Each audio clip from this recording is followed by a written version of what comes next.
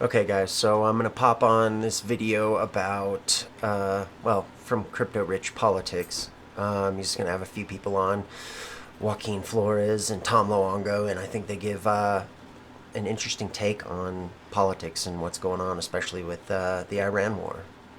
So let's give it a shot. Friday, the 3rd of April, and the war in Iran is still raging. What is Trump's strategy in the Strait of Hormuz? That's what we're going to talk about in this video. Hey, Tom. Hey, Joaquin. Thank you so much for making yourself available. Of How's it course. going? How's it going, Really. guys? So, Tom, what is Trump's strategy in the Strait of Hormuz? Obviously, he's destroying the entire world and starving everyone and fulfilling Agenda 2030. That's one way to put it. And as well as all the religious eschatological Yeah, and uh, he, The and he end has no times. strategy. imperative prophecies and everything else. Really, it comes down to he's just rewiring the There are global people out market there who for believe oil that, for and sure. the global financial system. I think it's Now, you're really being, that's a what serious answer you're giving, right? the first half was facetious, the second half was serious. Right. That's okay. The second half was Oh, Okay, serious. who's that? let's not mince words. I like Oh, the gotta raid eschatological the thing and fridge. stuff is interesting, but I'm too much of a cynic, and I live in a world with the British, and that means that I can't take any of that seriously. Like Right. I'm So yeah, I don't know how I feel about the end times. I mean, I guess if you look at it, I mean it's possible. Kind of lines up with the stories about the end of the world, but I'm not sold. sorry, I can't. I mean, I hear it, but I don't. I know it's maybe a subplot, but only for only for people who don't actually control any power. What's really going on here is that um Trump doesn't care one way or the other about um, the the end state. Okay, other than what he stated in his objectives originally on February 28th. No Air Force, no ability to project power for Iran or the IRGC. And I want to make it abundantly clear. I'm mostly talking about the IRGC at this point. I'm not talking about the civilian population of Iran that's because I think those are two very, very separate things. No nuclear weapons, no supply chains for nuclear weapons, all for any of that stuff. Kill it all, really, and then whatever we do with the Strait, that opens up the okay. What do we do with the Strait? Because we know that London and Iran have designs on controlling the Strait for. So that's kind of the big problem. Yeah, we've taken out their nuclear facilities. We've taken out most of their launchers. We've crippled them on a substantial military front. But the way that Iran is going to fight this war, at least the rest of it, is just going to be asymmetric.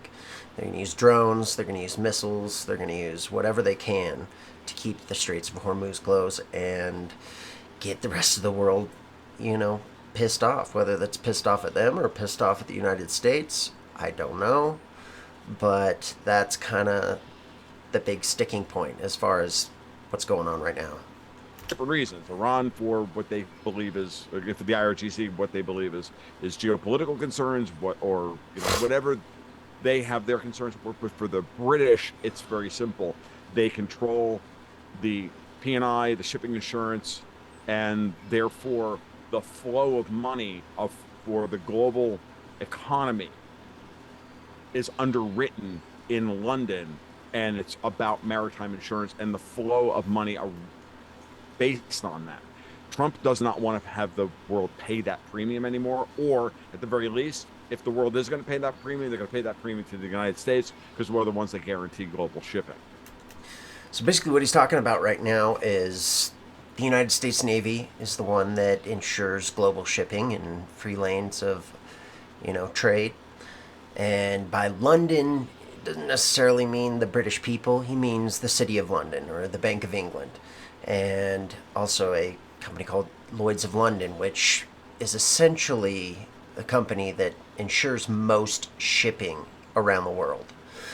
It's, people say that they've made over the past decade or so like $30 trillion in global shipping off their insurance. And he's making the point that Trump is like, hey, we're the ones providing security. Why aren't we offering the insurance? Why aren't we making money off of it? Why is Lloyd's of London and the Bank of England making a ton of money off of shipping insurance when they can't even provide one destroyer for their self-defense. Something to think about.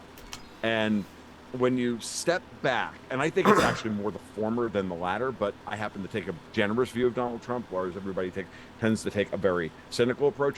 Your mileage may vary. I don't care about that.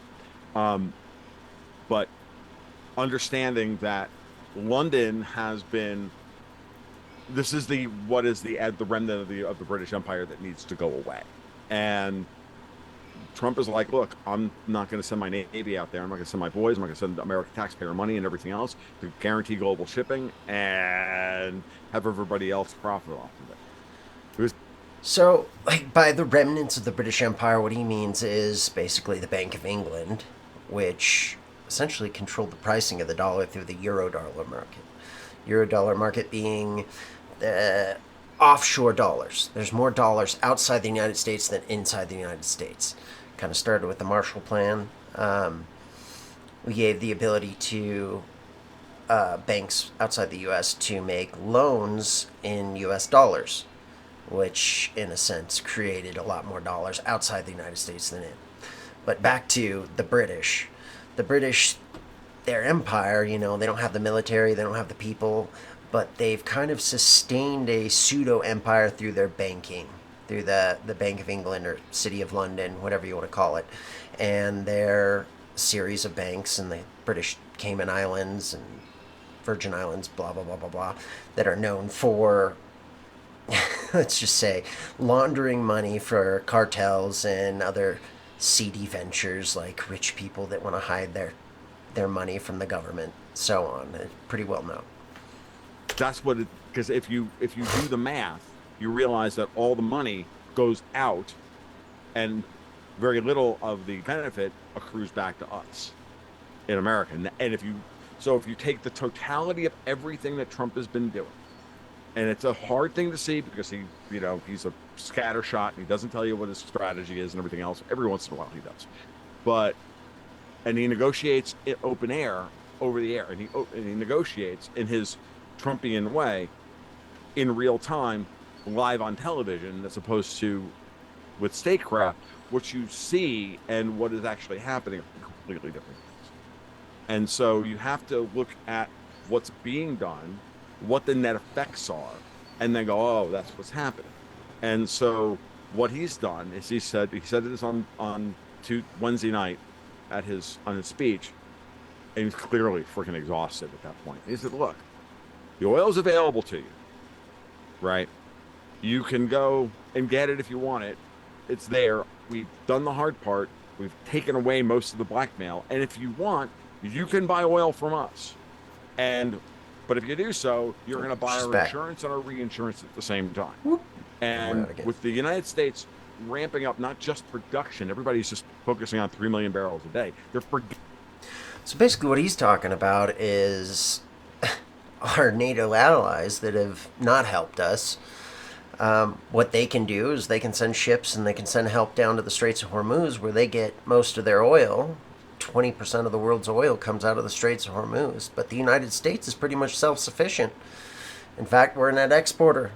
So Trump is basically going, yeah, you can buy from us. We'd be happy to sell you some oil and some natural gas and so on. But if you're still hurting, maybe you should send some ships down to the Straits of Hormuz, maybe clear out some mines, maybe help us out with this, because we're kind of doing it for you. Getting the fact that we're opening up new LNG terminals, there's 3 of them this year, okay, and exports and creating the political cover to change the way we internally handle oil within the United States to get it to where it needs to go, both domestically and internationally, and for export purposes. And so that's what he's doing. That's what Venezuela for him was about in that respect, among other things. And I think that's the general thrust of this, and the rest of it is just a lot of propaganda and statecraft opening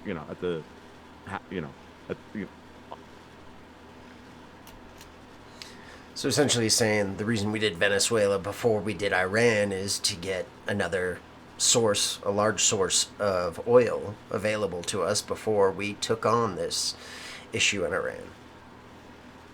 happening in real time.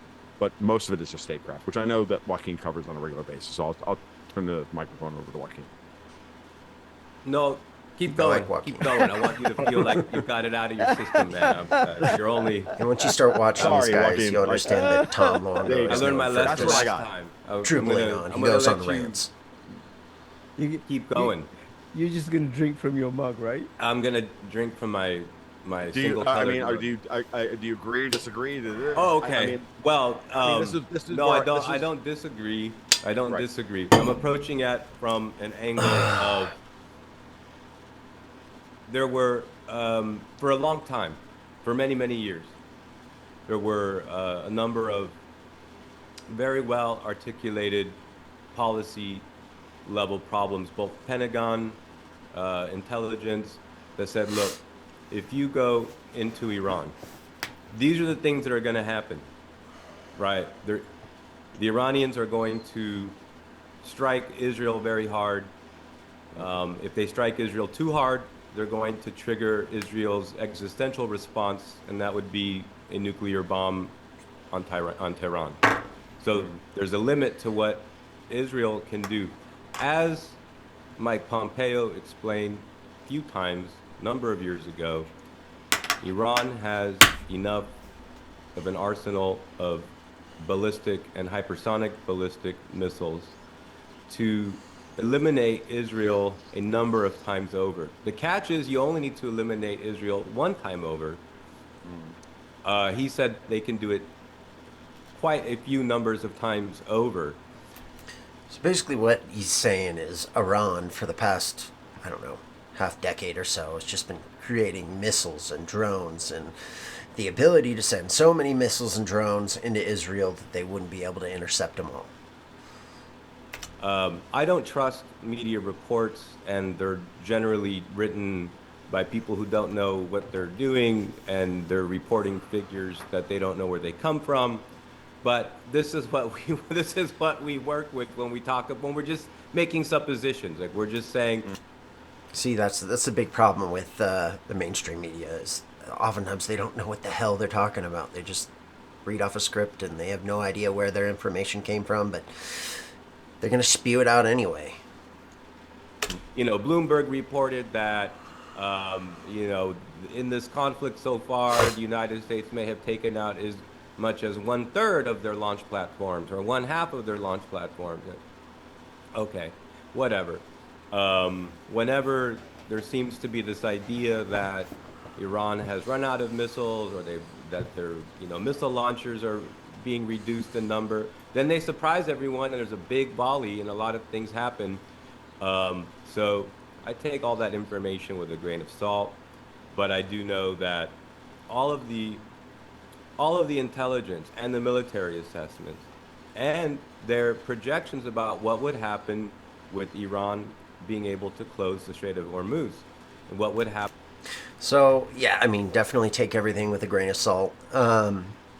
I do, however, think that we've taken out a majority of their launchers for sure, but he is right. Every once in a while they come out with a big volley of missiles and drones, and we're like, oh crap, where the hell did that come from? So, I mean, they obviously have some more to shoot off at us. I mean, there is no doubt. They're hidden, they're saved up, maybe they're saving a large stockpile for something significant, like a land invasion by the U.S. Marines or something like that. I mean, I hope that's not the case, but that's always definitely a possibility for sure. To global oil, things like this, right? Now, obviously, Brent crude doesn't exist in the sense of, but that's what we peg it to generally. So, by Brent crude, he's talking about basically the standard that London prices fuel on, how much they think a barrel of oil is going, not necessarily what it actually is or what it should be. Be that as it may, that's the reality that we have. And there was this overwhelming consensus that these would be the consequences of such a conflict. There had been a number of generals and others that had written reports and even testified. There was, prior to Well, in the first week of the conflict, there was a congressional session, and the Congress was briefed on what were the objectives of the war, and they were surprised to report out that eliminating Iran's nuclear material stockpile, or their ability to produce nuclear weapons, or regime change, that these were not on the table, that these were not the goals at all. Which doesn't mean that they aren't. We have to work with something. Like we have to talk. We're talking about what they're fucking talking about, right? So, so be that as it may. The point is that it was so obvious what What he's basically saying is when we started this war, there was no clear objectives of what we wanted to accomplish, which is kind of interesting. Which mean that we kind of started this conflict spare the moment. We just kind of went at it. Whether you think that's due to Israel or whether you think it's just due to timing, on whether we knew where all the heads of the Iranian government were, we don't know. But he's basically stating in the first week, as far as I know and as far as they know, there wasn't any specific objectives, at least written down and stated. these consequences would be, that you're really only left with like two realistic reasons or ideas about what happened. And in one iteration, Trump didn't care what these were going to be, and he's like the world's biggest moron. Or that he understood what they would be, and that's exactly the plan that he was working. So I believe that based upon not having been born yesterday and have been following the things and the way that Trump does things for the past 10 years, that this follows a model of sort of like how Putin does judo. These are very, very useful ideas of thinking about this. And clearly, there is a gravity to the situation, and there was going to be this push from Israel to make precisely a war like this on Iran. And that was going to keep being the case until it happened. Now, what's interesting is that until it happens, they keep. So I don't think that they had no plan whatsoever. I mean, definitely the United States military has a plan for just about going to war with every country, including our allies. So there's definitely some objectives. They weren't stated. I don't think Trump's a complete moron. At least, the people around him aren't complete morons. So I think they kind of knew what they were going to get into, and they kind of knew that the Straits of Hormuz were going to be a problem for sure. Pushing. Trump is a chief negotiator. And the thing about a chief negotiator is that they have a negotiating team. And a negotiating team, your bargaining team, are representatives of the stakeholders of your side. So it's not like you're just the chief negotiator and you're the emperor of negotiating. Like, you have to represent all of your constituents, all of your constituencies. It's not just the other side that has different ideas. It's your own team that has different ideas. And the way that these things work is that. I mean, he's basically saying, it's not just the Democrats that are against Trump. There's people within his administration that kind of have different ideas, like J.D. Vance. Was probably not a big fan of the idea of going to war with Iran. And quite frankly, I don't blame him. I'm kind of there with him. Not a huge fan of what we're doing right now. But now that we're in it, let's deal with it. And I'm not going to sit there and just bitch. Let's just try and figure a way out of this. Or figure out what you're doing. There are people that think there's ulterior motives to this. I mean, it's a possibility that Trump may have come to some kind of agreement with Russia. I mean, what was it? A few weeks back, a month ago or something, Russia was talking about taking US dollars for their oil. Maybe they knew something. Maybe they knew that if the United States went to war with Iran, some sanctions were going to get lifted off them and they were going to be able to charge more for oil. I mean, who knows? That you have a certain vision, a certain idea about what you want to see. You're talking about the grand geopolitical architecture of the near future. And that involves the U.S. pulling out of the Middle East. That involves GCC countries providing for their own defenses. it might be an issue also with Microsoft, Nvidia, and OpenAI that Trump may not actually want them operating there in GCC countries for a number of reasons. There have been problems with Nvidia operating in China. Trump was That's an interesting idea. Maybe another rationale for why Trump's doing this is he wants all these AI companies out of the United Arab Emirates, for sure. going after Nvidia, saying, if you're operating in China, we want profit share for doing that. He's made the same threats to the big auto manufacturing companies. He said to Ford and Chevy, if you are I'd love to respond through in chat, but that's a lot of typing.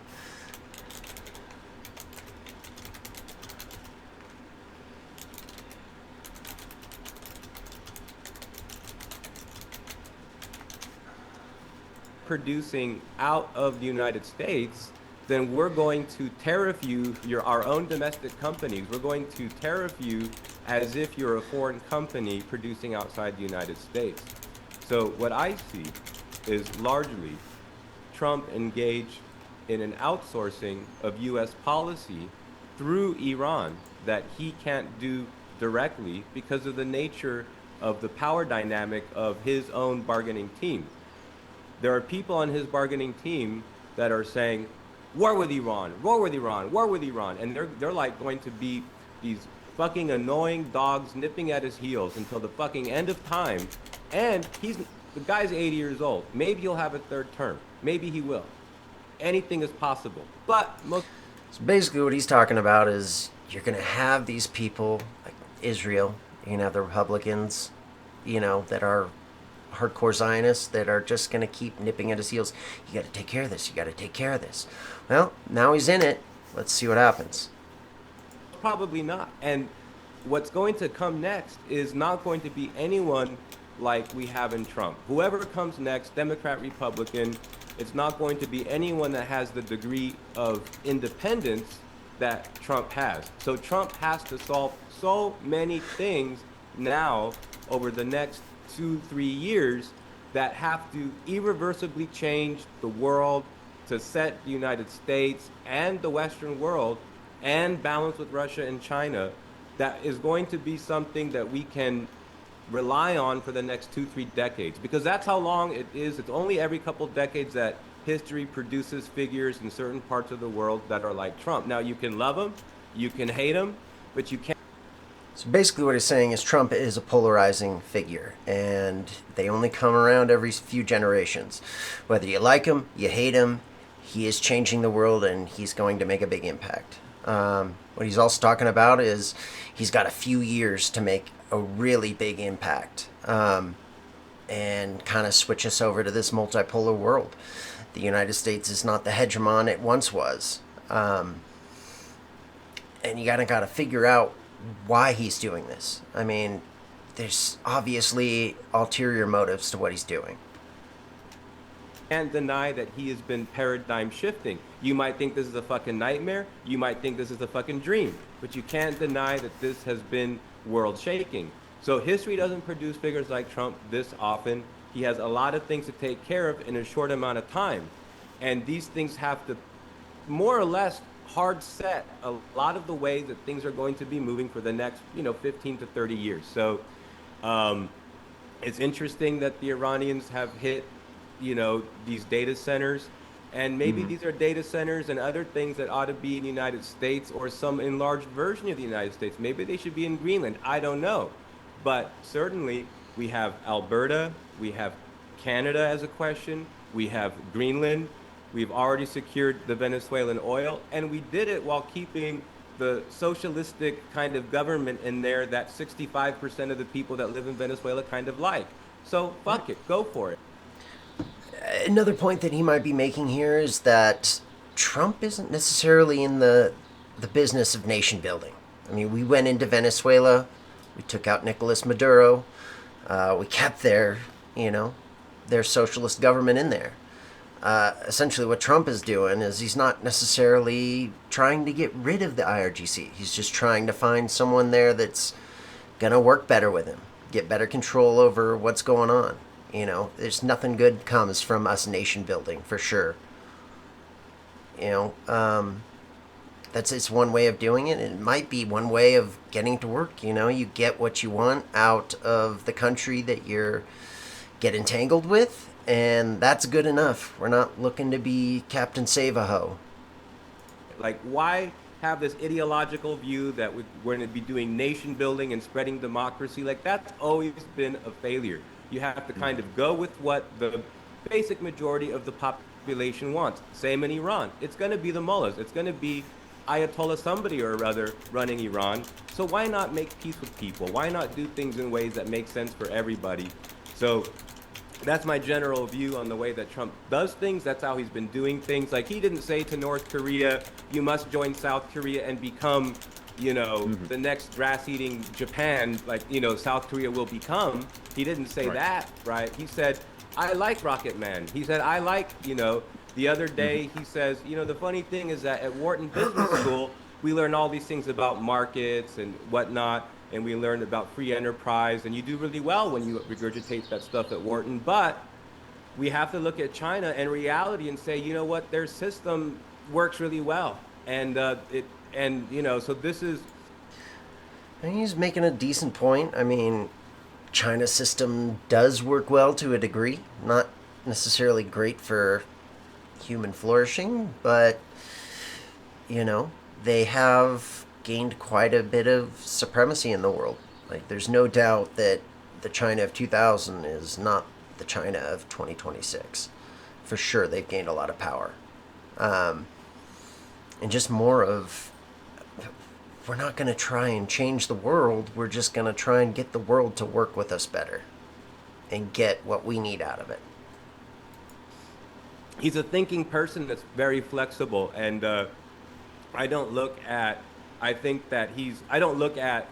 his truth posts or his public statements to press through the lens of, like, I'm looking for validation, or I'm looking for a statesman that speaks, you know, like peace and love and all this shit. Like, there's all types of figures and characters and wavelengths and vibes in the United States, and some of them are cool, some of them are ugly, some of them are fucked up. Sometimes he says fucked up things. He says fucked up things a lot lately. But you have to analyze actually what he's doing, and that's where I am with it. Yeah.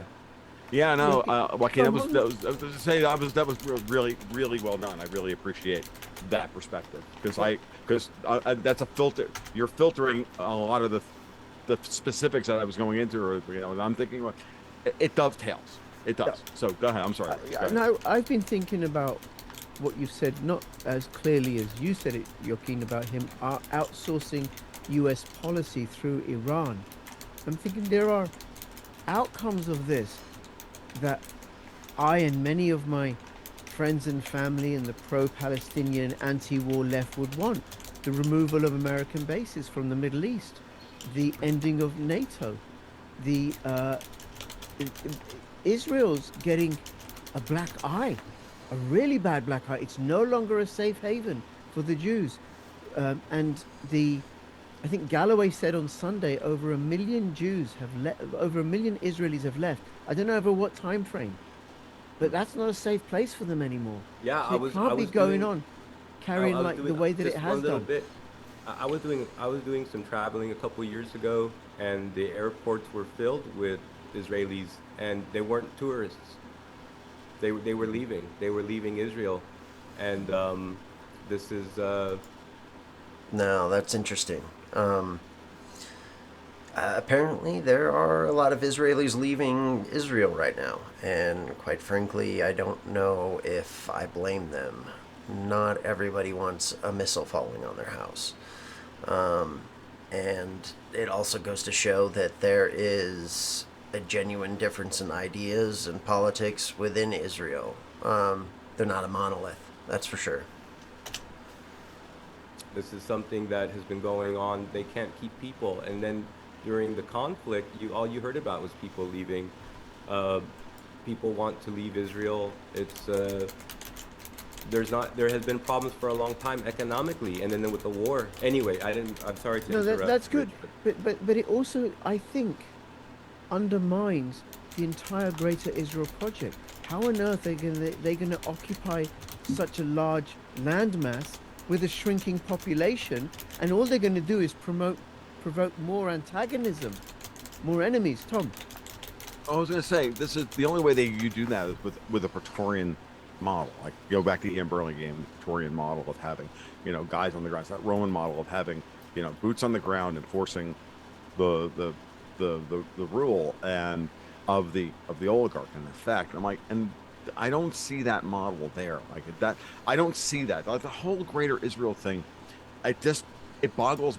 It's kind of what they're talking about is Praetorian Guard. The Praetorians kind of worked really interestingly in ancient Rome.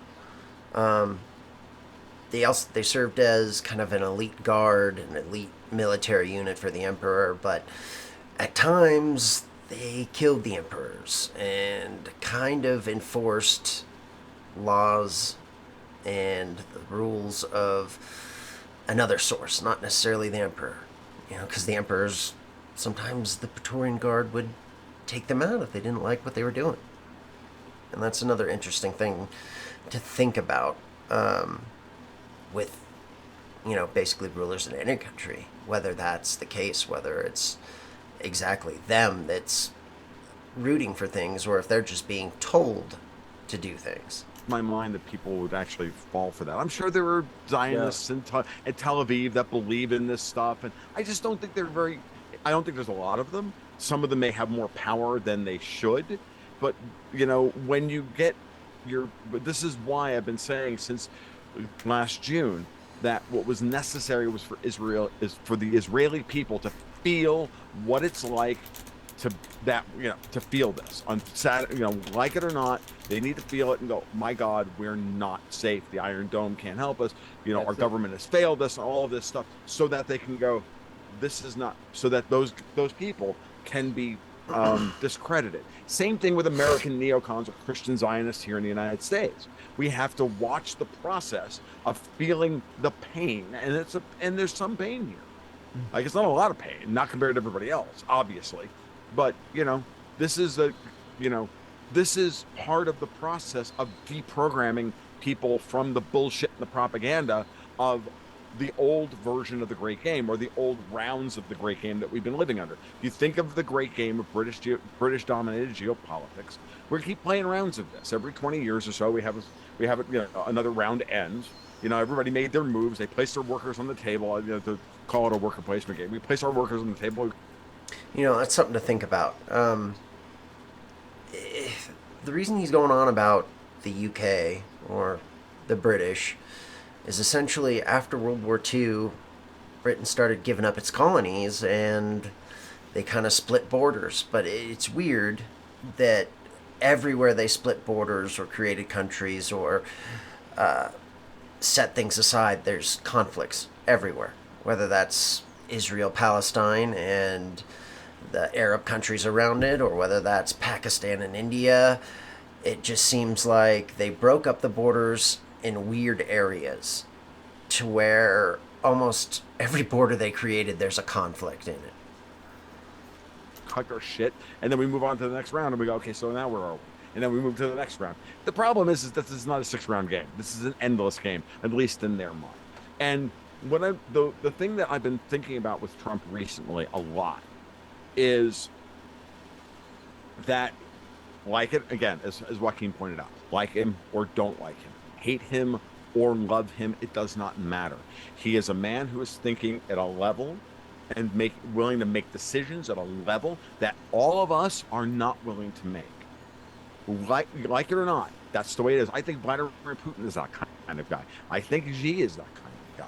Okay, but it's important to understand that Trump, being the president of the United States, when he acts, everybody understands that the magnitude of the potential action and the downstream effects and the consequences of it are even bigger. And so I'm sure that he's thought about this stuff. Which I think is fair. Trump is arguably the most powerful person in the world, and when he makes a decision and takes an action, the whole world is affected. I think he has gold, when he talks about that golden age shit, I honestly think he believes it. And I think think that definition of what that is, only he really knows. Because he doesn't Yeah. negotiate a lot of the big stuff in directly. He doesn't talk directly about these things. You know, Like him or hate him, Trump, I genuinely think he's a proud American and he wants the best for Americans. No matter what you think about him, love him or hate him, or whether you agree with his decisions or not, I think he's genuinely making decisions that he thinks will benefit America. And I genuinely believe that he wants the best for America and is trying to fight for a golden age. I honestly think watching him and Scott Besson, if you follow John Conrad on G Captain on Twitter and you read what he's been talking about in terms of maritime shipping and all of this stuff, getting back to what I was talking about earlier, this is an important thing. This is an important framework. This is the way Trump's thinking about this stuff. Because I can see it, and especially with when his partner in crime is Scott Besson, and now let's assume for for the future, for the rest of this or the next part of this discussion, that Scott Besson and Donald Trump are both U.S. patriots.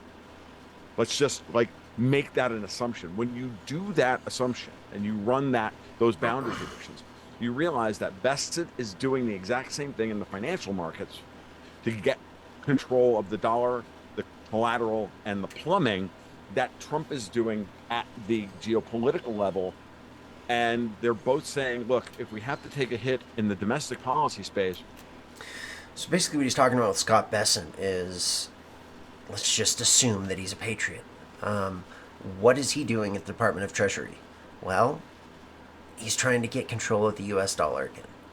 And the reason the United States didn't have control of the U.S. dollar is we had this program called LIBOR, the London Interbank Offer Rate, where the United Kingdom basically kind of came up with what the price of the dollar was. And they were able to do that because most dollars are outside of the United States. But we created a system called SOFR, Secure Overnight Financing Rate, in order to counteract that, in order to hopefully take back the pricing of the dollar. And there's a lot of power in controlling the U.S. dollar, and it's scary that the city of London had control of the pricing of the U.S. dollar. To get this done, to Joaquin's point about how much work they have to accomplish before they're removed from power or before the next generation takes over, they got a lot of work to do, and it has to happen fast. And so this is why I keep focusing on the intersection of the big stuff. So in short order for the audience and for Joaquin, because I don't know if you and I have had this conversation before, but let's just break it down into three very simple pieces. You first, looking at the last 10 years, you first had to get control of the pricing of dollars, removing LIBOR from the equation and putting SOFR on the table, what I've been talking about for 5 years now, right? Doing that gives the American political and financial system control over the global pricing of dollars. You can't attempt to get control over the global pricing of the savings, which would be. So by LIBOR, what it is essentially it was 16 banks that are part of the City of London, which is like an autonomous Vatican for the Bank of England. And it's these, I think it was like 16 banks would kind of decide on, oh, the dollar should be priced at this today. And yeah, trying to get rid of that. And that's a good thing. Gold, silver, Bitcoin, the savings, the hard bottom collateral of Dexter's pyramid, right? Which you can then use to then get control over the marginal pricing of a barrel of oil, which represent liquidity, trade, all the financial layer.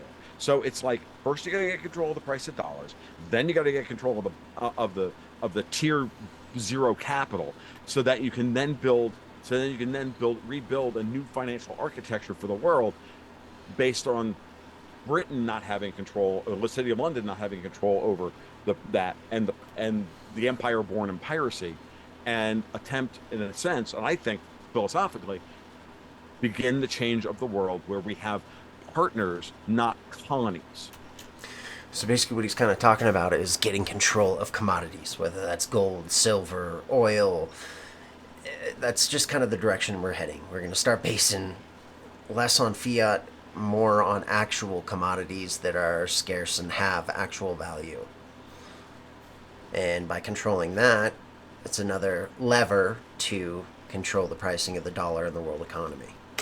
Where countries can be sovereign. But in order to do that, we have to break down and end the bullshit that places like Venezuela are sovereign, that Ukraine was ever sovereign, which is why Vladimir Putin had to move into Russia the way he did. That all of these countries were basically outposts. I look at Qatar, I see an LNG outpost, LNG terminal masquerading as a government. I look at the UAE, it's a money laundering operation masquerading as a country. I look at Oman, it's an MI6 listing post, multiple MI6 listing posts masquerading as a country. That's what he's kind of talking about is, well, the city of London and the crew at Davos, the Europeans, the old oligarchs, basically having their fingers in all kinds of places all over the world, whether that's Ukraine, and purposely making that a front towards Russia. That they were going to use Ukraine eventually in order to reach out at Russia. And the reason they want to do that is to get all the precious metals and commodities, oil, all that good stuff, get it under their control. Because Europe, and England, they don't really have a whole lot of, useful commodities. when you start to look at it that way, Yeah, no one you even realize populated that's the location situation. of- That needs to be broken Yeah. down. So, They don't even have an indigenous population in the UAE.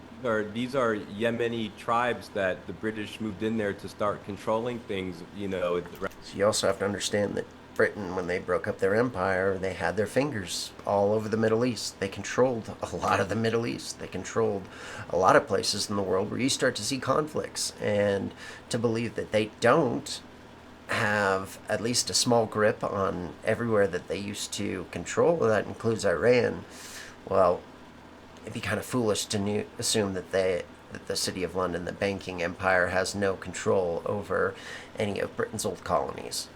around the end of the 19th, early 20th century. Exactly. Absolutely.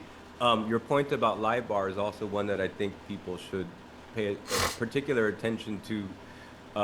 This is something that to have you could say to have a corresponding geopolitical architecture or to have a corresponding geoeconomic architecture, these go hand in hand. And these were the great transformations of our time that were required. We had an entrenched ruling class that either lacked the ability, they were overly tied in, they were too stupid, whatever it is, whatever your theory, they couldn't fucking do it. And it had to be done. And you saw all of the pushback, you saw the entire fight that happened from 2015, 16 onward. I mean, they were terrified of these changes that were coming, even though the American empire could not sustain on its present course. 9 years ago, I wrote from Pax Americana to Pan Americana. It was an academic peer-reviewed article talking about how the United States was going to bow out of NATO, going to pull out of the Middle East, and they were going to reinforce their power in the American hemisphere. And in order to do that, to integrate economically with the Americas. And in order to do that, in addition, Basically, what he's talking about is that multipolar world again. Just the United States pulling back from everywhere in the world because we can no longer afford, or the American people don't want to be the global hegemon, the policeman of the world. And it benefits us more to control our hemisphere instead of reaching out all over the world to be the big bad bully. And essentially, the United States has kind of been used as the bully of Davos and the City of London and these other globalists to enforce their will. And if you don't think that's the case, I mean, look at the way they're acting with us taking action in Iran. Why are they going so far as to not even let us use their bases? because I think they were terrified after, like you said, 2016, the direction the world decided it wanted to take with Brexit, with Trump, and various other things.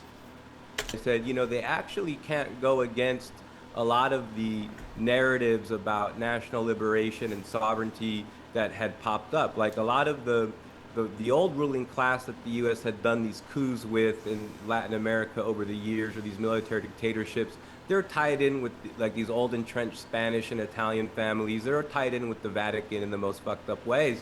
Like you have to get in with the populace. You have to get in with these people actually, and it doesn't make a lot of sense if you're not a political scientist. If you have political passions and you have strong political views about certain things. Because what he's saying, most people don't know about it. Like, most people don't know these old attachments to the old country, to Europe, to us basically working with these people to enforce, their rules, whether that be Iraq or Afghanistan or any number of other things, the Balkans, whatever.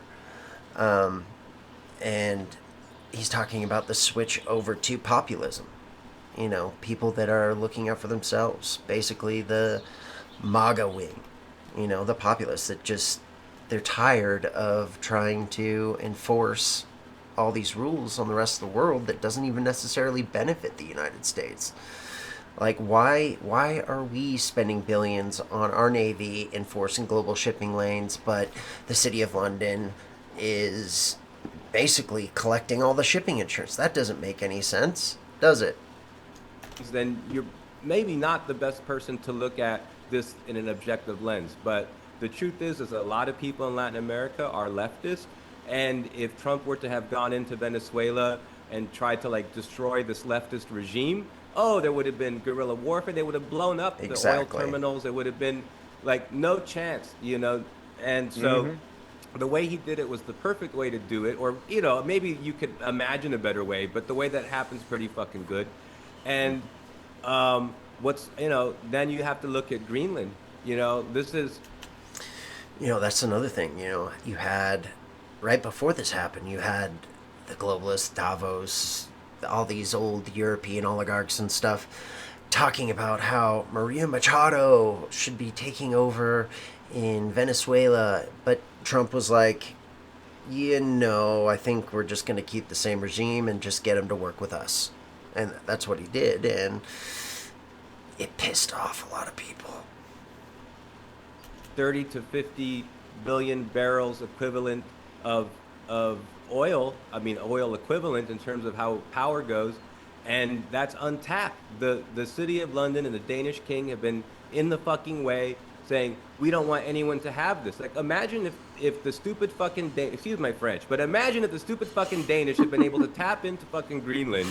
This whole fucking story with Ukraine and Russia, or nuclear or no nuclear, would be irrelevant, But instead we had these who came up with these things about like global warming and all of these things. Like this goes back, we were talking about before with like Rockefeller and the limitation of these things. And I said, Rich, talk to Tom about the chemistry. This is really where he can tell us a lot about the chemistry of oil and what happened with how these people 120 years ago started to hallucinate that oil was going to run out at any minute, and that anyway. So this is like this.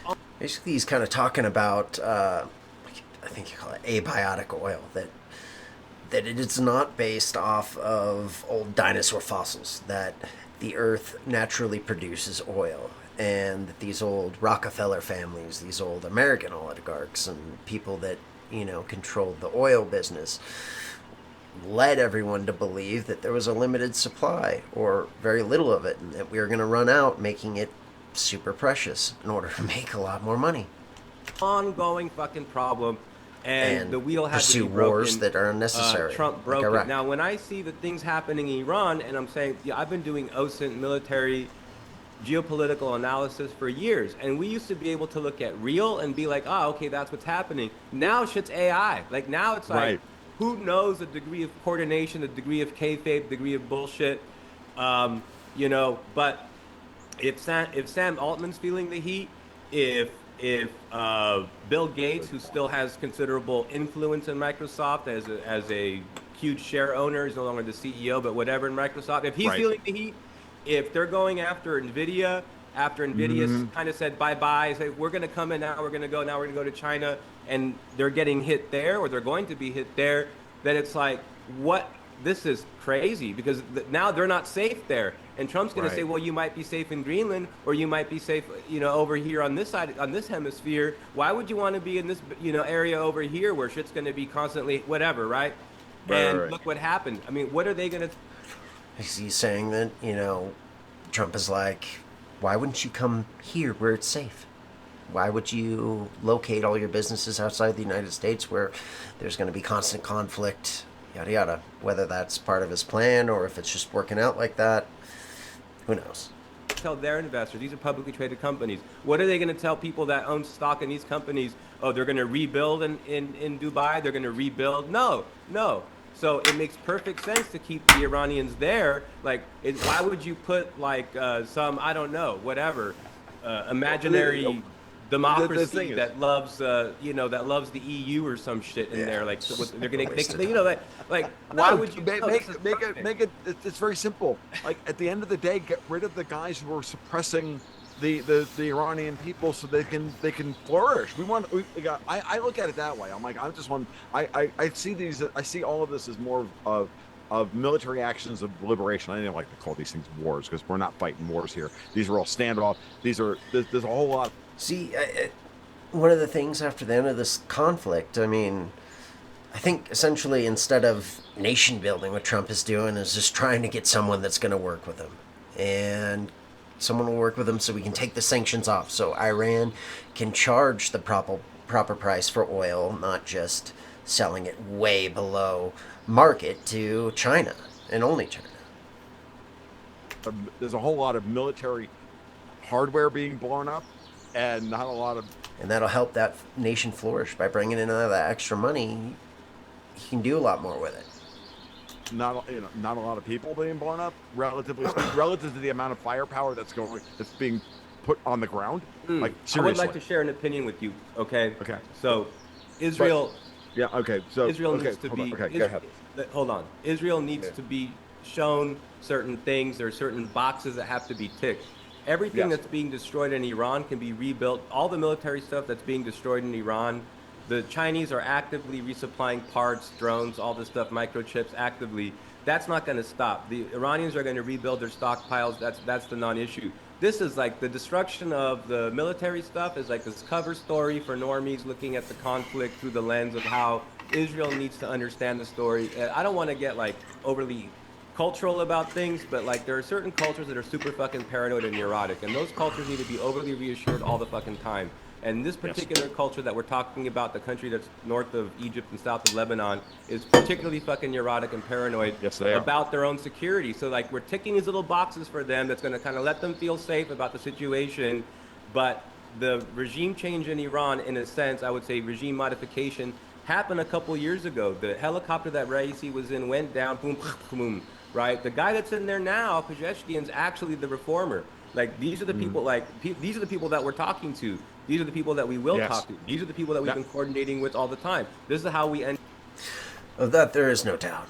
Israel is definitely paranoid about their security for good reason, but he is right. We're taking all these missile launchers and so on. All that can be rebuilt, unless we're going to occupy it forever, and that's just not going to happen.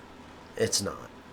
The only good outcome of this is to get someone that's willing to work with us. Did the fucking 12-day war. So this is we should be very look when you hear about this war, but then every 3-4 days you hear from Iranian media like 7 people were killed. Like that's horrible. Don't get me wrong. Like I believe it's true. Those 7 people. Of course. Those 7 people every 3-4 days.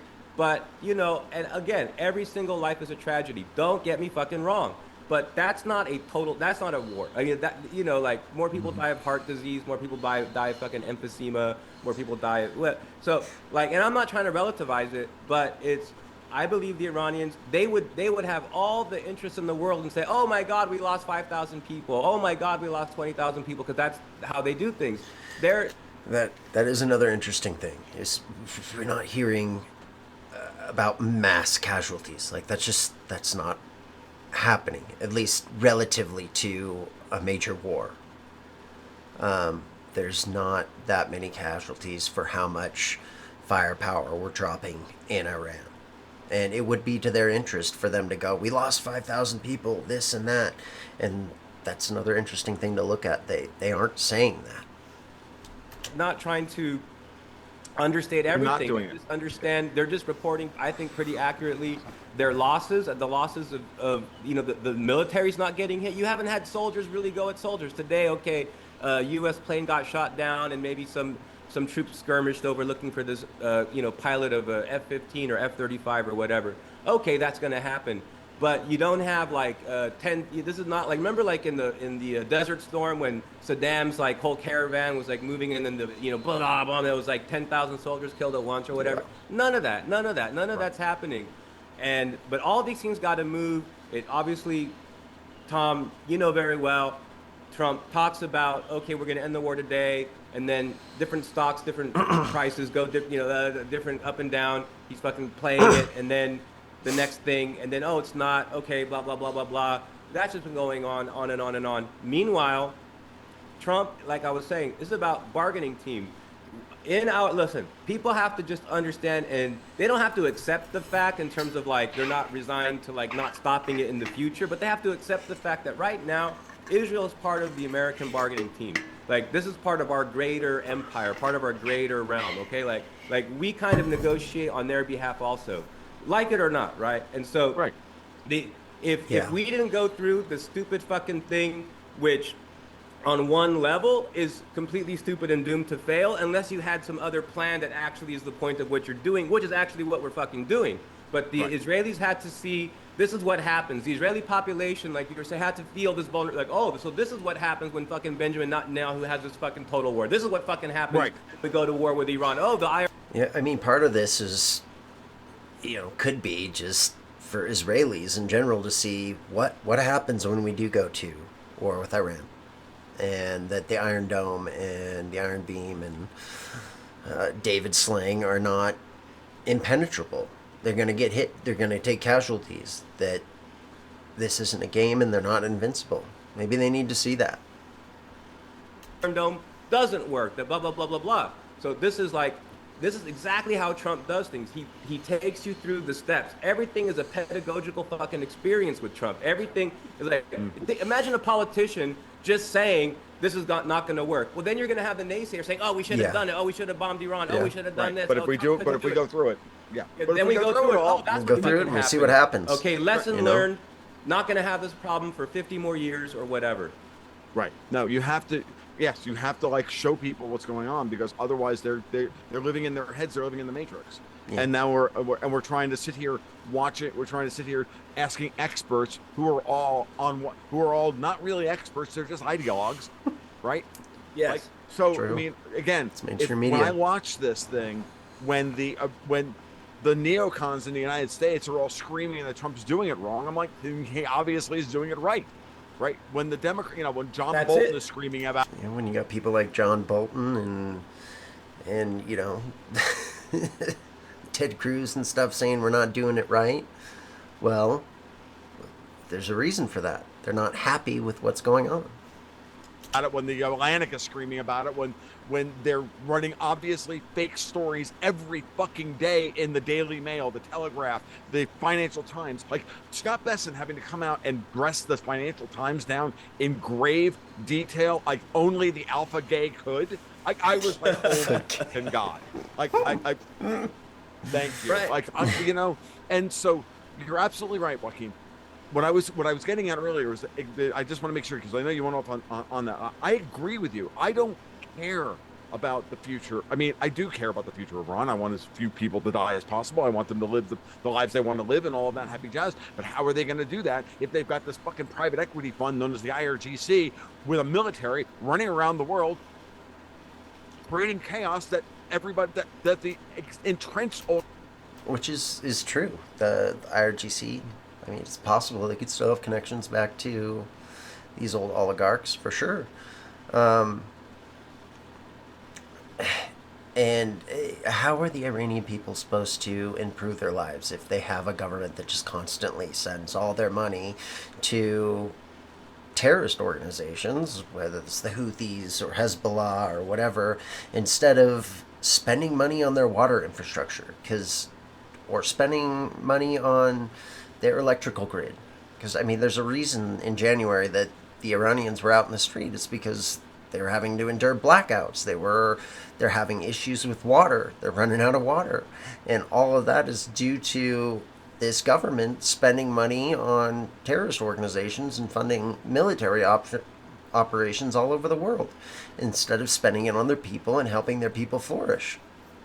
Oligarchical system is profiting off of coming, going, and in every fucking direction, and we're all getting fucked without lube. And I'm over it. It's just I'm over that, and that's why I've honed in on, since this thing started, it's been clear that they went directly to their nuclear option, which is to quote unquote close the Straits of Hormuz, get the London P&I clubs to go along with it, and then the rest of it is just a game. And Trump is playing that, and Trump is playing their game with them. And there's a lot of arm twisting going on behind the scenes. If you take Trump's insurance policy, we'll never write you another policy ever again. And there's a lot of relationships here. See, that's an interesting thing. Lloyd's of London, that offers all this shipping insurance for most of the oil tankers and stuff, has never once canceled their shipping insurance. Not during the Iraq War or Desert Storm or any of these major wars. They've never canceled it. And what did what happened? They canceled it, and Trump was like, "Okay, we'll insure you." And then you've got Lloyd's of London go, "If you take Trump's insurance, we're never going to insure you again, and you're going to lose your business." Why is that? Why this conflict that they've decided to cancel shipping insurance when they didn't when Ronald Reagan was president? We took out half of Iran's navy. Like that, it doesn't make sense. Why cancel it now? Why are they so pissed off? Something to think about. To be managed, dealt with, schmoozed. Realities have to be imposed on them so that they see it, so that you get a guy like, for example, the CEO at Maersk finally goes, "Yep, going to have to take Trump's insurance and not Lloyd's of London," even though they got a 300-year relationship, or however old Maersk is, right? Think about that relationship. Think about part how of this long is it's Trump gonna stealing take shipping to get insurance that from one Lloyd's of London. Fucking multi-century relationship to shift that hard. This does not happen in a news cycle time frame at all. And so from the moment that Trump announced the alternative insurance plan, I went out there and I said, "Look, that's exactly his strategy, what he wants to do." I said, "But this is not going to be over in a day. This is going to take a few weeks, because you can't get, it's going to start at the margins. It's going to start with Gonna have to convince people. With the small Greek shipping companies that don't care. Another reason we went to war with Iran. The Greek guys own like 6 ships, and they're going to run the straits. Not just on behalf of Israel. Exactly something to think about. The other countries are going to come in and put pressure on Iran and go, "Look, our oil needs to flow." Write whatever headline you want about what currency you're taking for all of this. At the end of the day, they're laundering it all through freaking Turkish banks and gold and turning it into fucking dollars, because that's what they're doing. Because at the end of the day, if you want to pay for a lot of this shit, it's going to have to be done in dollars anyway. And honestly, at the end of the day, Trump does not care. That's fine. You want the oil, go take it. We're rewiring the world. We're rewiring the Western Hemisphere. We're trying to rewire the flow of oil and goods around the world so that we're not dealing with all of these choke points. They're not these single points of failure that the entire global economy is dependent upon. That's why he's building hot, dry Taiwan down in Arizona, which, by the way, has some of the biggest helium reserves in the ground in the fucking world. By choke points, he's talking about the Straits of Malacca, Straits of Hormuz, Panama Canal. I forget what that other one is, on the Red Sea that goes from the Mediterranean to the Red Sea and then into the Indian Ocean. That one too. These spots are single points of failure for global shipping, and if they can be controlled like this, that's another reason to bring our companies back home. In Arizona, so we can't be blackmailed. Right outside of Phoenix. They can tap those fucking things in 3 years. We'll have even more helium than we ever knew it. And then this is the way we all have to look at this stuff. City of London and their fucking media arm are really good at turning everybody into newly minted experts. Maybe in Trump isn't blah. just a buffoon. Maybe there That's is that whole a joke deeper about, plan. You know, I we mean, have it's Holiday Inn possible. Express freaking politics and political commentary, and that's what Twitter is. It's everybody woke up last night and stated a Holiday Inn Express and now they're a genius. Like, fuck off. Like, this is complicated. Right. Guys like you, this is why I find you so fucking valuable. I Because appreciate you that. cut through all of that. And you, like, We have to. You have to. And yeah, and your points about Microsoft and all the AI stuff and the data centers, dude, I hadn't even considered that angle yet. So I want to, again, you know, more mutual appreciation society, you know, I'll suck your cock in public, dude. Great fucking point. Okay. No, but again, yeah. I mean, there's poor Rich. there's, He's like, you can cut that out, Rich. It's fine. You know, you think about that You're you on have- mute, Rich. Sorry, I'll keep it in because it's consistent with the sort of videos I do with Joaquin. Because a few weeks ago we were talking about Trump and Epstein, and Joaquin said, "No, Trump's more of a MILF hunter." Yeah. Yeah, they got nothing on Trump. He's not. He was never But interested. no, in no, no. The being point Trump. is, Joaquin, that's not a phrase. true. You know, the politics that I cover is very broad, and it got broadened there. Including MILF hunting. And, you know. You know, Carry on. you know what happened is Rich, is that our culture got feministicized, and everyone started acting like we were being policed by women all the time.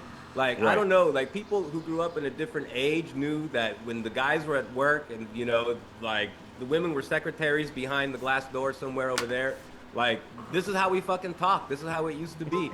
And then it's like, oh, that's not professional. Guy no, talk. this is how fucking professionals talk because we're being fucking real. Like this is we can't even flow if you're self-policing, if you're dropping f-bombs or not. Like this is just how people who get things done talk actually. And it's just so strange what the culture has like mutated into this like female fucking comfort zone of policing. Very fucking British. Yeah. Oh, yeah. Yeah, and the worst part, yeah. and the worst part about it all is that f-bombs are beyond control. But their two favorite cut downs are twat, right? Yeah, and, right. No, you know, it was, some of the worst remember, words Hugh on the Grant, you know, face of like, the I'm planet, not they gay. use I'm them. British. Yeah. That's true. Right, exactly. And That's I'm like, true. and by the Australians way, too. Girls, we know you swear like this as well. So when you're you better chatty, believe when it. you're being all chatty Cathy and like it's all Okay, bullshit. okay. Like, it's back all to the hard politics. back to Okay, no, okay, this so is I got- actually I part got of the my- hard politics because I this got my is answer. the reason why I people got my hate part. Trump. I got my part. All right. So my angle on this is that the IRGC, look, there are elements of the IRGC. I think that's what Tom's talking to because there is very good intel out there. That's probably what he's referring to, talking about nefarious actors in the IRGC. But as an institution, the IRGC, like this is based upon actually a pre-Islamic principle that comes from, it was really from the Islamic Renaissance, but this is like Plato's Guardians of the Republic, okay? The IRGC are going to be loyal to whatever the leadership of Iran is. So if that leadership is friendly with the United States, then the IRGC is going to defend the republic that is Exactly. friends with the United Get them States. to work So with us there instead are, of again, fighting them. I would say, look, like there are definitely useful narratives talking about, cutting down the IRGC. There's useful narratives talking about cutting back the weapons in Iran. But I think that at the end of the day, what we're really seeing is that the policy of the United States that had to be executed in the region could not be done through Trump, by Trump, because the opposition, his bargaining team doesn't allow it. So you have to outsource your foreign policy through what appears to be an opponent. And while this is happening, the oil has gone from 60, 70 per barrel to 105, 112, whatever it is today, it's probably floating around 110. And what does that mean? Well, Iran has their conflict, like what Trump has done, has now helped Russia. Iran is selling 10, 20% more oil in a month than they sold before the too. conflict started. So they're not being choked out. In fact, and that's 10-20% more 'Cause by Iranian volume. tankers are They're still making leaving the double the Straits. money because Right. oil went double. And same with Russia. So now Ukraine is getting fucked. So you can understand that That's one way to end the Ukrainian conflict. Basically, you're outsourcing your foreign policy through different means. By attacking Iran, you're raising the price of oil and you're giving Russia and essentially Iran a lot more money. And it makes you wonder if maybe the idea of attacking Iran is not exactly what the mainstream media is spitting at you. Maybe it is a way of Trump helping out the Russians.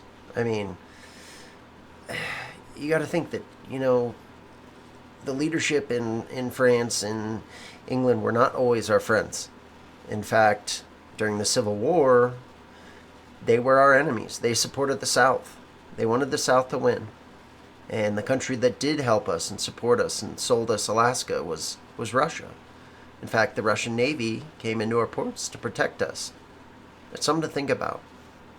Trump is coordinating with XJP and Putin, but he's got his own bargaining team, has people like fucking Netanyahu and shit on it. So then, like, how do you get out of this fucking mess, right? So you outsource your foreign policy, you make your plan that you're actually doing look like it was these series of unfortunate outcomes due to the conflict. Instead of just outright saying, yeah, we're going to support Russia. Instead, you take actions that look like you're doing one thing, but you're actually doing another. So you make it seem like, oh, we're attacking Iran because of this, and that.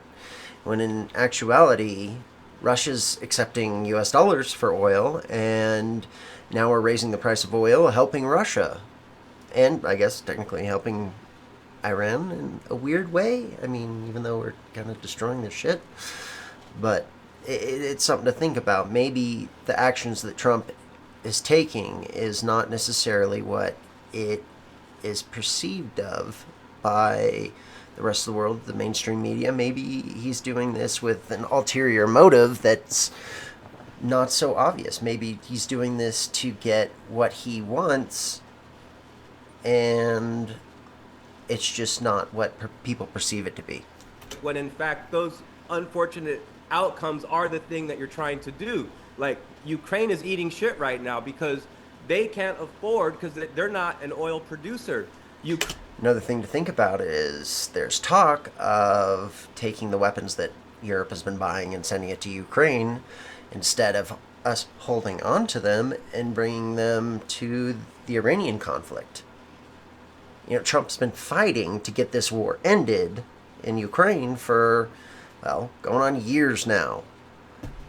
What's one way to accomplish that without actually going outright and saying, yeah, we're against NATO and we don't want to offer arms, and throwing them under the bus without actually throwing them under the bus, obviously.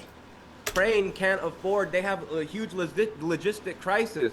The Russians are getting ready to launch a fucking huge offensive that people have been saying for 3-4 years, when are they going to do it? And now that the Ukrainians can't afford to move trucks of people around, they don't have the gas for it. They don't have a budget for it. They're running out of money in May. This $90 billion is being held up by Orban. Vance is ready to go visit him next week or some shit like this. Right. This is all, there are no such thing as in a isolated conflict. Right, there's no such thing as an isolated little whatever. Everything is connected. Every fucking thing is connected. And and he's right. I mean, you can't just look at the Iran conflict and go, oh, narrow in on it. What you should do is you should go, okay, this Iranian conflict, how is it affecting other countries and other places in the world? Not just narrowing in on it. Maybe try to look at how that's affecting other parts of the world and whether that is meeting the goals of the person that's, committing to this conflict. Trump, or other people, or Putin, or, in a weird way, China. because the oil's still making it out of Iran and going to China, except it's just more expensive now. Ergo, giving Iran more money, giving Russia more money.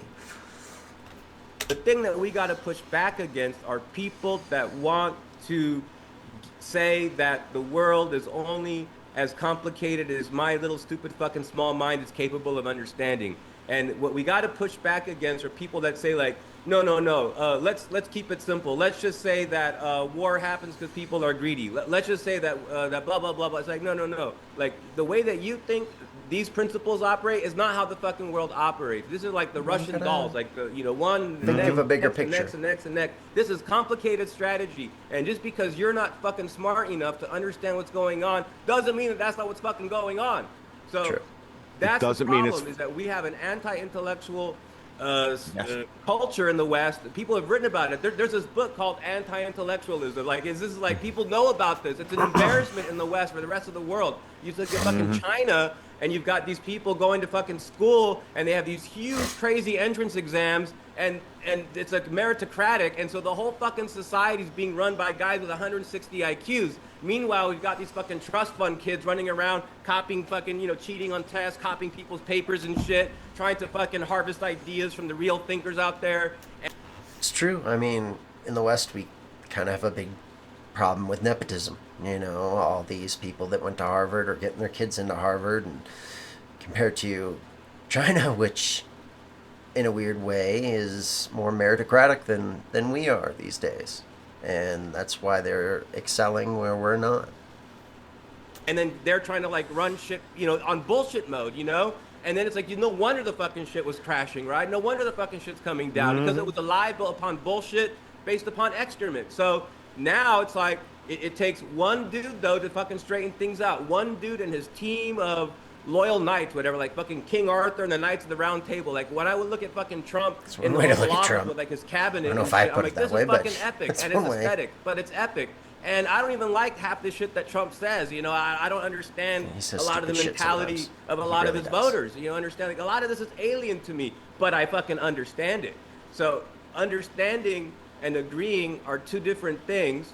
Very true. And people want to reduce things to their emotional state, or they want to simplify things to the limits of their own understanding. They have no humility.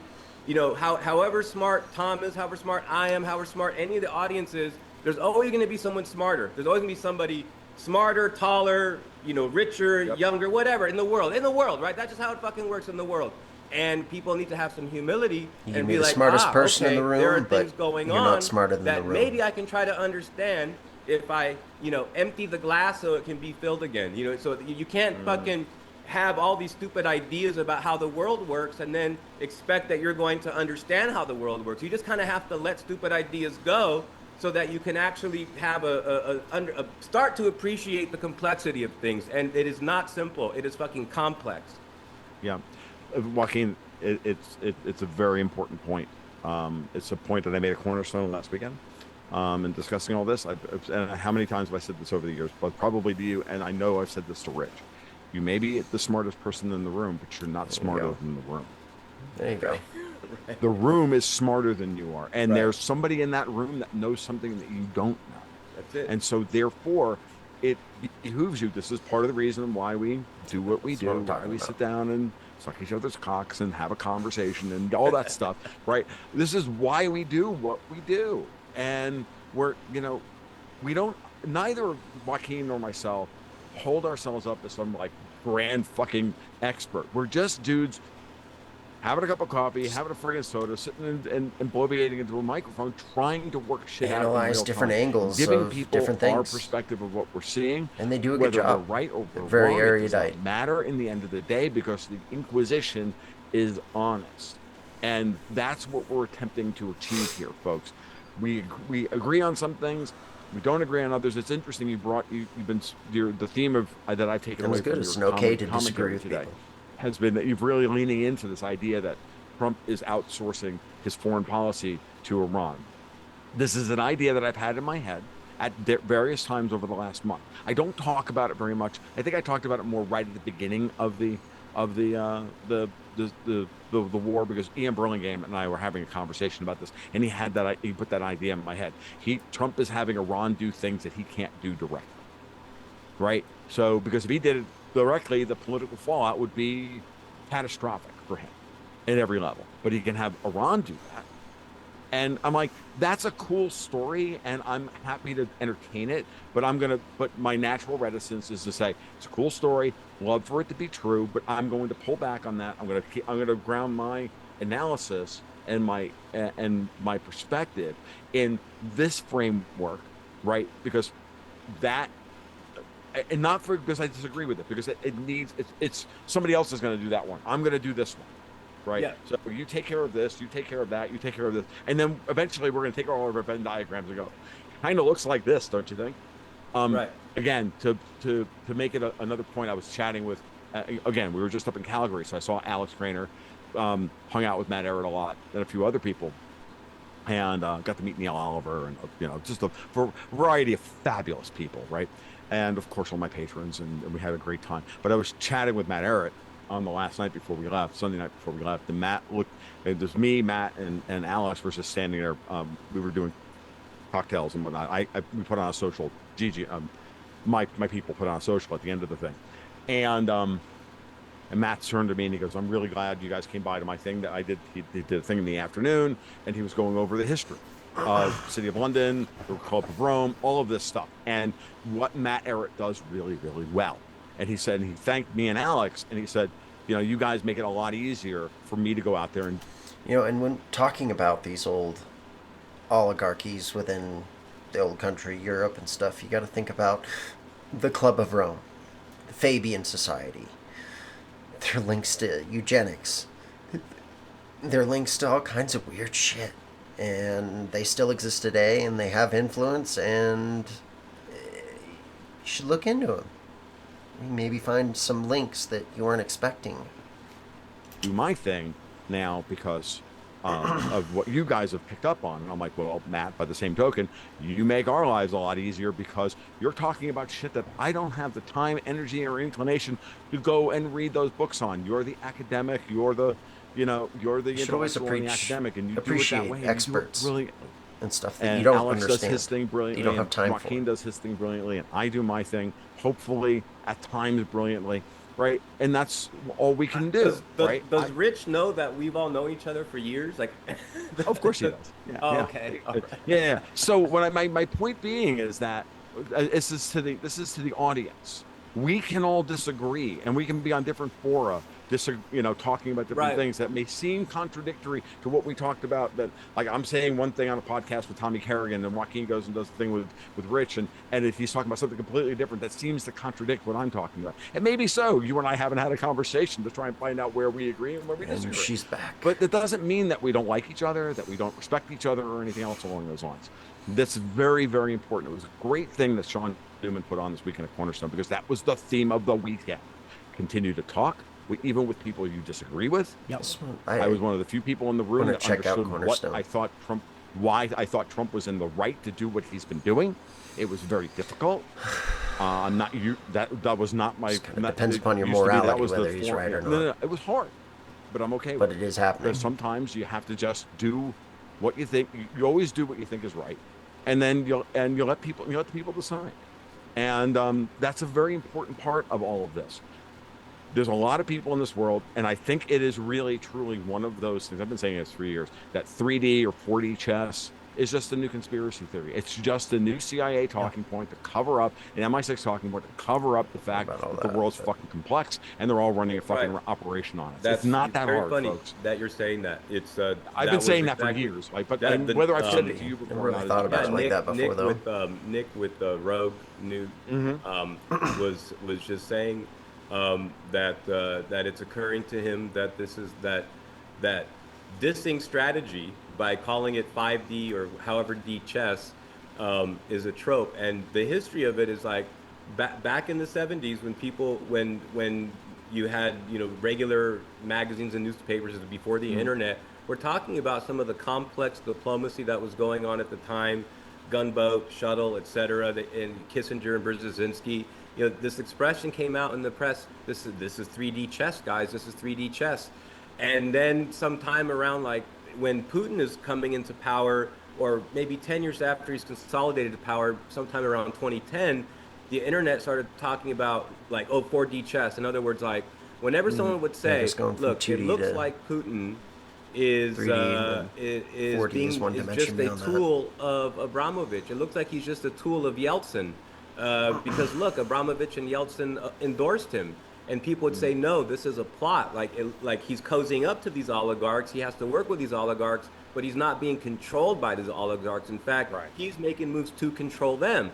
And so then assholes would It's say, true. oh, that's four-dimensional chess.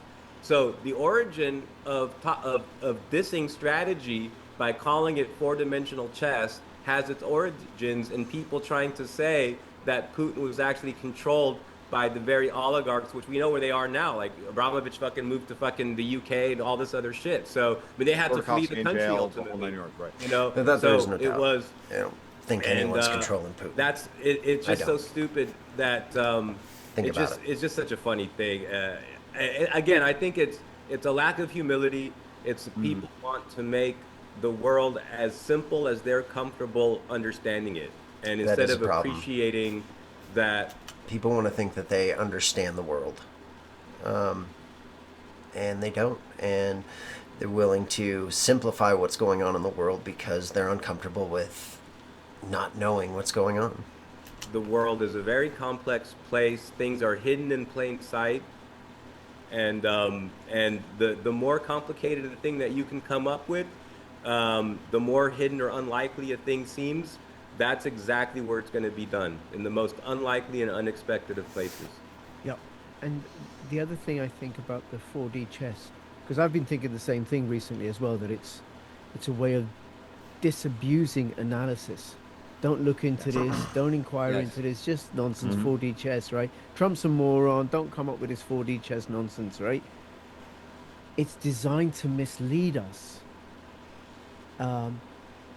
I'm just going to share something. So something I do. I do 4D chess as a social worker, where I will work with an abusive parent, and they think I'm on their side, but on the sly, I'm gathering evidence for the not to support the non-abusive parent and to do something to save the children, to perhaps remove them. And the abusive parent thinks I'm working with them. No, I'm actually doing 4D chess, or like an undercover police officer might do and Undercover stuff.